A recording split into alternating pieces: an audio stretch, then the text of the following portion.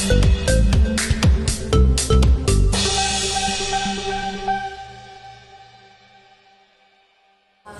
Loli yang sudah dipindahkan ke RS Polri seperti apa, dan mungkin cerita sedikit kemarin bawa Loli ke RS Polri. Terima kasih. Alhamdulillah tadi malam saya, kemudian Bu Ade, istri saya, kemudian dari Kementerian PPA Republik Indonesia, kemudian dari KPAI, kemudian dari unit PPA Polres Jaksel, dalam hal ini Ibu Kadit langsung, adik saya Citra, kemudian Kasubnit, penyidik, kita sudah mengantarkan Loli ke ruangan khusus yang sangat representatif. Kenapa saya katakan sangat representatif? Karena tempatnya benar-benar nyaman menurut saya ya, dan dia seluruh keperluannya di cover oleh negara, dalam hal ini Kementerian PPA. Jadi tempatnya tersebut pun namanya ruangan VIP. Jadi saya nggak mau sebut nama ruangannya, ruangan VIP.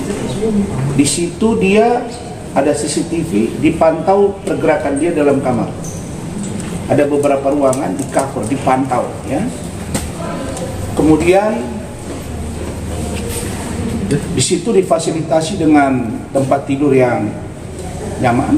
Saya sudah masuk ke dalam, Bu Ade masuk ke dalam, penyidik masuk ke dalam, Kemen PPA masuk ke dalam, dan pihak rumah sakit juga masuk ke dalam. Di situ ada tempat tidur yang nyaman, kamar mandi yang bersih, tong sampah, televisi, kulkas, dan satu lemari kecil. Saya kira sudah sangat nyaman, walaupun Loli masih ngomong, "Om, ini gimana? Saya gimana nih ruangannya? Apakah dikunci saya dari luar? Karena kenapa kamu begitu?" Karena bukan itu, saya trauma. Soalnya saya dulu di tempat Nikmir itu sering mukul ke kamar. Jadi dia trauma. Saya nggak mau dikunci dari kamar. Saya pergi keluar. Saya omongilah dengan penjaga dan petugas rumah sakit, rawat gitu ya. Karena dia akan dicek psikologinya, akan dilakukan asesmen, nanti akan terlihat gitu ya, perkembangannya, progresnya seperti apa, baru nanti dimusyawarahkan lagi dengan lembaga terkait dan akan dikomunikasikan ke saya. Jadi tempat itu amat sangat representatif dan menurut saya akan merecovery pikiran dia. Dan setelah saya sampaikan, Loli, Om sudah berusaha melakukan yang terbaik dan ini hasilnya. Kalau Loli masih merasa ini kurang, Om kemampuannya cuma ini. Tapi kalau kita lihat nih dari hotel, ini sudah hotel bintang, minimal bintang 2. Ya dong, ada TV-nya, ada AC-nya, ada kulkasnya, kamar mandi sendiri, tong sampahnya, tempat tidur. Kalau dalam rumah sakit, saya kira ya memang layak VIP. Nah, enggak sih Om, cuma trauma aja, ya sama. Jadi gimana Om? Ini dikunci nggak dari luar? Enggak. Oke, aman. Pertanyaannya, ini kan satu blok. Apakah boleh orang masuk seperti orang dalam rumah sakit? Enggak. Di situ juga ada besi pembatas. Dan itu juga tidak bisa orang lalu lalang. Jadi kebutuhan dia on call 24 jam. Perawat ada, security ada. Kalau dia ada gangguan, misalnya dia di dalam melakukan aktivitas tidak baik, juga nampak di CCTV. Tapi hebatnya Loli, Om, aku kan berhijab. Bagaimana kalau aku buka hijab? Nanti aku enggak, nanti saya kan perempuan rata-rata. Saya ingatkan, tolong ya jangan. Kamu yang penting pakai apa, tidur oke. Oke, kamu sholat ya om. Nah terus om saya nggak ada odol gigi, saya nggak ada sikat gigi, saya nggak ada sabun, saya nggak ada sampo, bayangin, saya nggak ada anduk. Dan ini dibuka bersama-sama. Saya nggak bisa datang sendiri kalau nggak ada PPA, kalau nggak ada penyidik, unit PPA, kalau nggak ada KPAI, nggak bisa. Polisi juga nggak bisa, harus ada juga di sana. PPA harus ada juga saya. Begitu juga dengan yang lain, yang bisa ke sana itu anytime, itu hanya perawat dan Kemen PPA untuk melakukan tes psikologi. Ingat ya, tes psikologi, memperbaiki psikisnya. Nah, selama ini di safe house bukan malah memperbaiki psikisnya, dia malah tambah stres. Nah, jadi begini, Loli itu lari itu dari safe house, dia ada migrain, dibawalah ke puskesmas, kumat, dan dia stres, akhirnya dia lari. Nah, kembali ke rumah sakit Polri tadi. Nah, kenapa dibawa ke rumah sakit Polri? Karena tawaran dari Loli dan saya sebagai perwakilan dia yang sudah dianggap sebagai orang tuanya dan istri saya, cuma dua opsinya. Kalau enggak dia tak mau, lebih baik mati kata dia. Satu, saya tidak mau ke safe house lagi. Lalu kalau saya mau ditempatkan, dua, di tempat Om Rasman, Tante Ade, atau di tempat lain. Kalau enggak saya nggak mau, kan berat. Lalu kemudian saya harus sampaikan itu, karena saya bertindak sebagai orang tua dia, bukan pengacara dia. Jadi sok-sokan ini Hotman Paris Hutapeo memberikan edukasi hukum, jam terbang, tentang apa kau? Kau bilang aku nebeng di kasus-kasus, kau yang nebeng. Jadi di kesempatan ini saya bilang, Tuhan itu adil.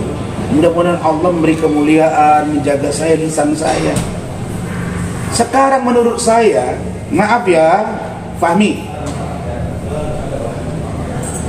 kau sudah nggak kuat menghadapi kasus ini sendiri, bro.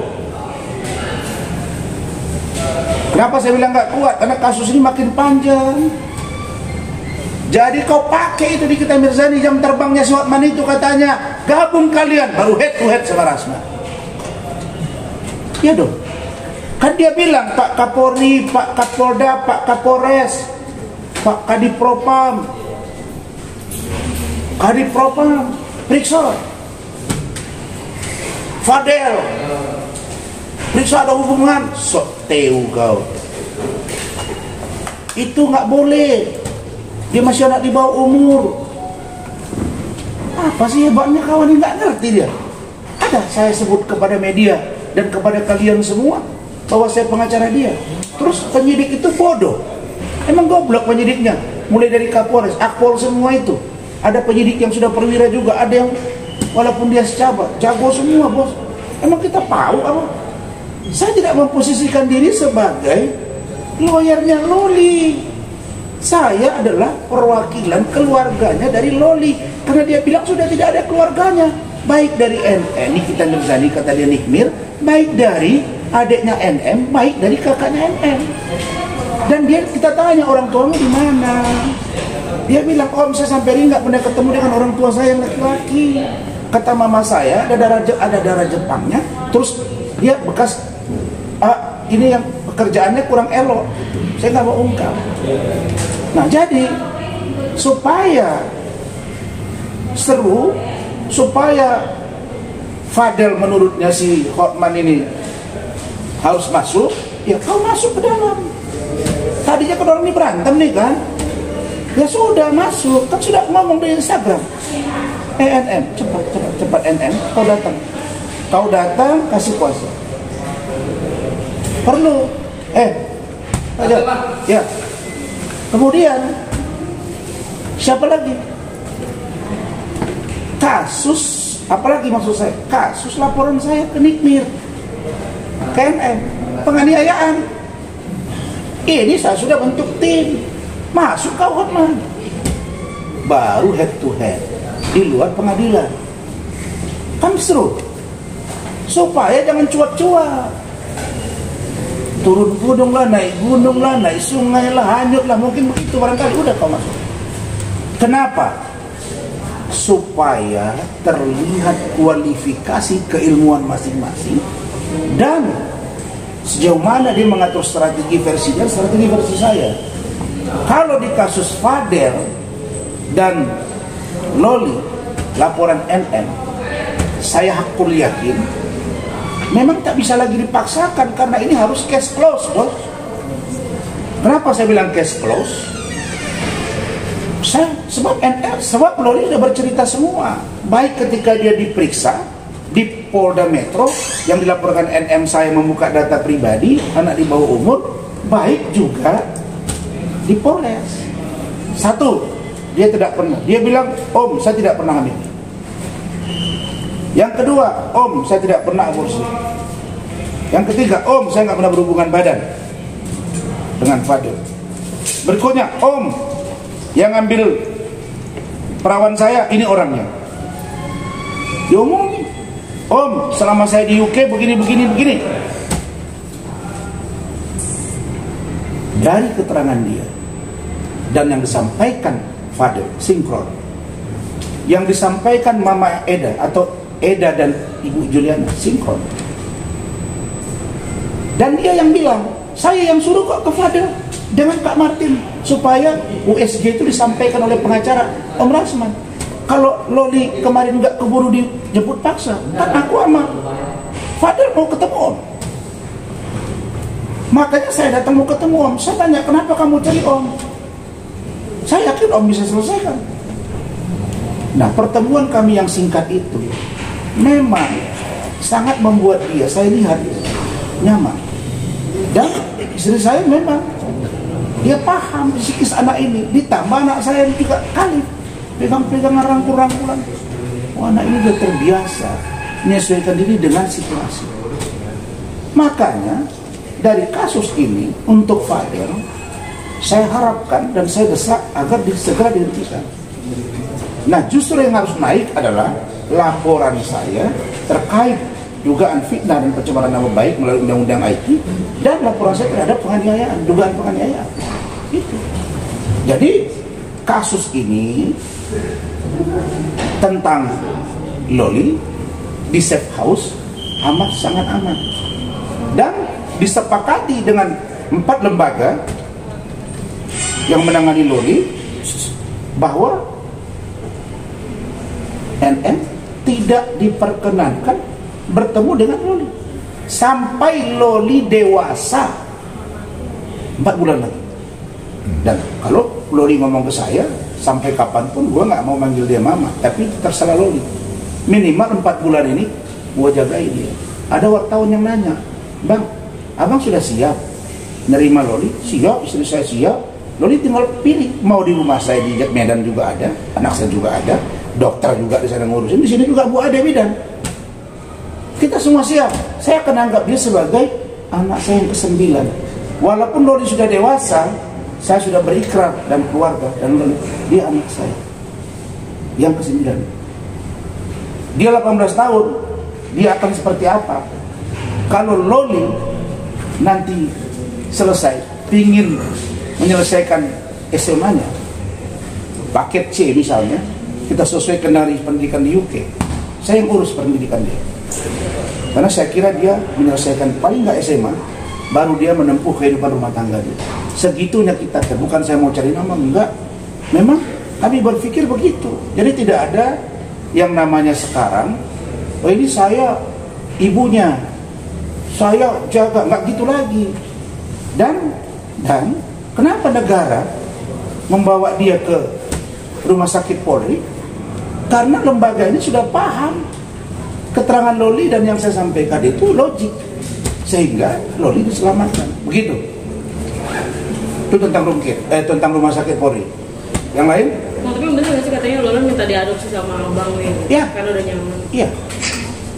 Jadi Rahmat sudah saya perintahkan, Rahmat segera kau buatkan nanti setelah kita lihat perkembangan di Rumah Sakit Polri untuk mengajukan permohonan ke Pengadilan Agama agar Loli ini dibawa asuhan saya, karena Loli yang minta. Tidak mau dia kemana-mana, dia mau sama Tante Ade, dia mau sama saya. Dan kami sudah siapkan tempat dia di rumah saya. Dan memang representatif dengan kehidupan dia, walaupun kita tahu dia anak artis, mamanya bilang dia orang kaya. Menurut saya, kamar tempat tinggal saya dengan anak saya itu ya kalau diklasifikasi hotel bintang 5 juga. Walaupun saya nggak pernah koma dengan kehidupan saya, Allah semua yang mengatur, mohon ampun pada Allah. Tapi perlu dia tahu juga, kalau nanti di rumah saya boleh dia cek bahwa itu fasilitas bintang 5 di kamar tidur anak saya dan kamar tidur saya dan juga tamu saya gitu. Bang, secara aturan adopsi di negara ini memungkinkan nggak Bang untuk misalkan masih Sangat memungkinkan. untuk dialihkan gitu? Sangat memungkinkan. Apa aja syarat-syaratnya Bang? Ya ada lah syaratnya, salah satunya Pengadilan Agama. Nanti disampaikan semua pertimbangan-pertimbangan, ada data Rahmat udah kita diskusikan. Termasuk permintaan langsung dari si anak ini. Iya. Bayangkan aja selama di atas itu nggak mau dia lepas, saya nggak akan bisa pulang kemarin ke rumah kalau tidak setengah mati saya bujuk dia, karena saya harus istirahat minimal 2 jam kan. Anak saya suruh saya istirahat. Saya harus konsumsi obat untuk menjaga badan saya fit. Nah jadi saya pulang, tapi janji Om ya, itu saya di ultimatum. Kalau Om tidak datang, berarti Om tidak tanggung jawab sama Loli. Karena Loli udah bilang nggak mau Polres. Saya nggak mau Polres, tapi Loli Om bawa saya ke sini. Nah Om, ini orang ini semua banyak bohongnya nih, dituding-tuding lah banyak orang di situ. Udah kamu percaya deh, gua akan datang. Udah, dan saya datang. Begitu datang, si Ade nggak dikasih lagi lepas. Udah, pokoknya kalau nggak pindah, dia nggak mau. Ya udah, rumah saya atau rumah lain. Maka rapatlah lembaga terkait, akhirnya dibawa. Ya saya setuju, makanya saya ikut karena saya perwakilan keluarga. Lihat kamarnya, saya lihat representatif, diskusi apa kemauan dia. Saya kira malam ini dia tidur nyaman. Saya akan lihat dia nanti hari Senin sore. Saya akan update kepada kalian. Bang, seberapa yakin artinya ingin mengadopsi Loli sendiri? Karena mungkin pandangan netizen berbeda ya, Bang, yang terhadap perilaku Loli sendiri. Apakah yakin nanti Oh, sangat bisa. Saya kan guru juga. Sebelum saya jadi dosen, saya guru. Saya belajar ilmu jiwa perkembangan. Saya dosen juga sampai hari ini. Istri saya nangani banyak orang juga. Enggak lah. Biasa. Ponakan saya berapa orang tinggal sama saya. Nah, bergaul. Saya lihat Loli paham. Anaknya cerdas. Kalau Nikita Mirzani bilang Loli pintar, saya akui dia pintar. Pintar. Tetapi jangan lupa, Loli ini menganalisa. Saya kalau dia ngomong, saya lihatin, oh dia menganalisa. Arahnya kemana, dia paham. Pintar dia. Jadi kalau dia menjadi bagian dari keluarga saya rasa insya Allah kita lakukan. Dan kita lakukan yang terbaik buat dia. Dan anak saya Kalib senang, dia mau. Ya sudah. Nah begitu. Bang, apa rencana? Kamu dari mana? Dari Suara Datang. Silakan. Yang Loli mau dibawa ke RS Polri buat disembuhkan kejiwaannya. Kalau boleh tahu sekarang keadaan kejiwaannya Loli seperti apa sih Bang? Belum tahu dong, kan masih dilakukan pemeriksaan. Tadi malam itu rencananya setelah kami pulang jam 9:30 malam,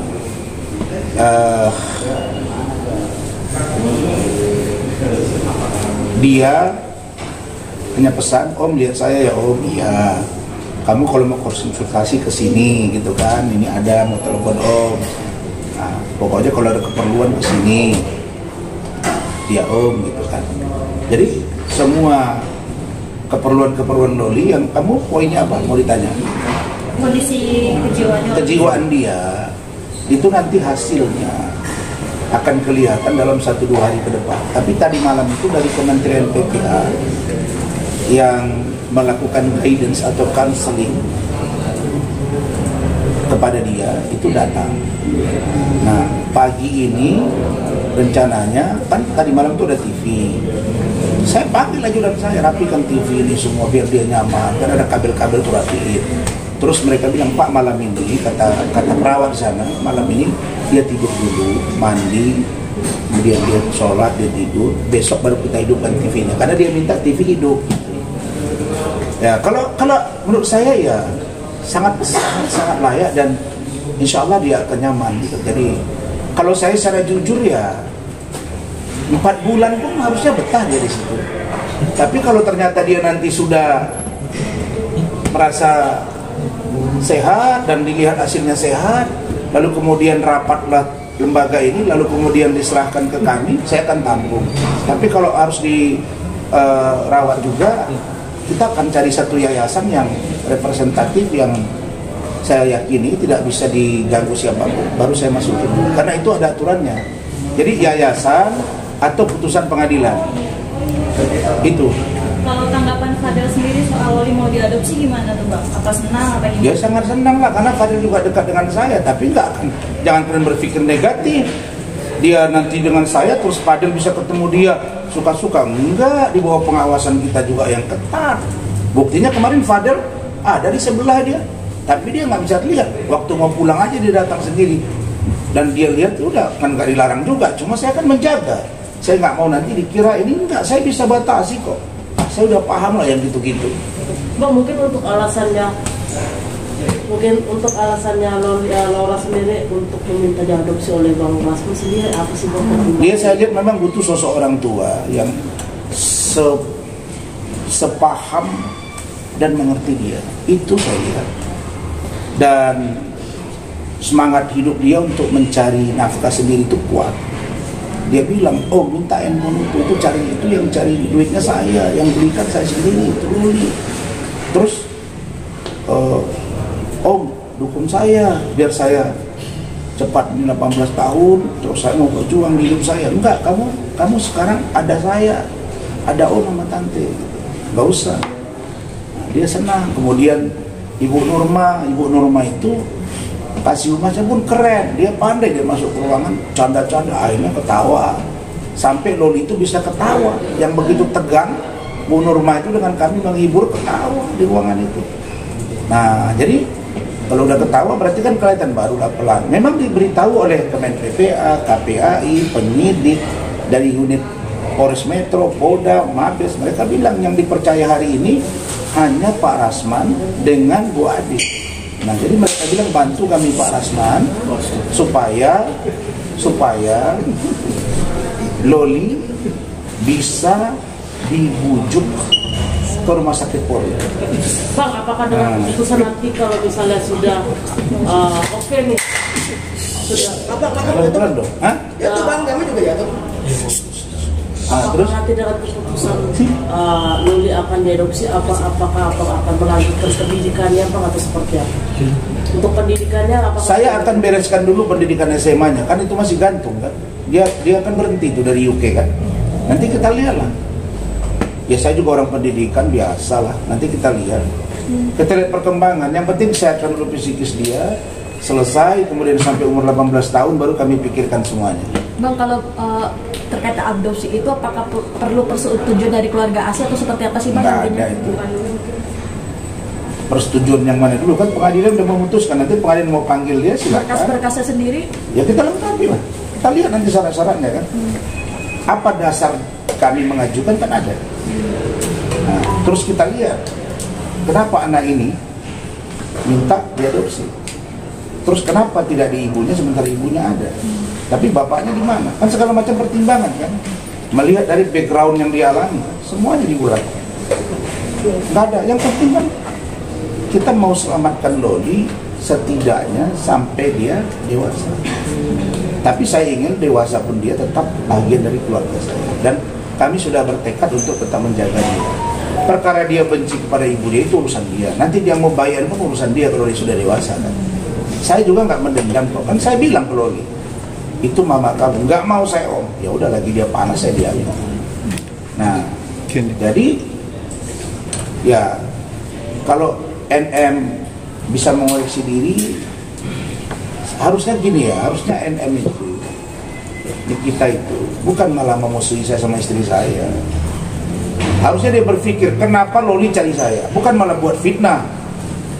Saya yang mengatur bawa nama Fitri Salutero lah, Isa Zegal, ada si perempuan itu. Fitri baru saja telepon saya sebelum ke sini. Fitri, dia telepon saya dari Lampung.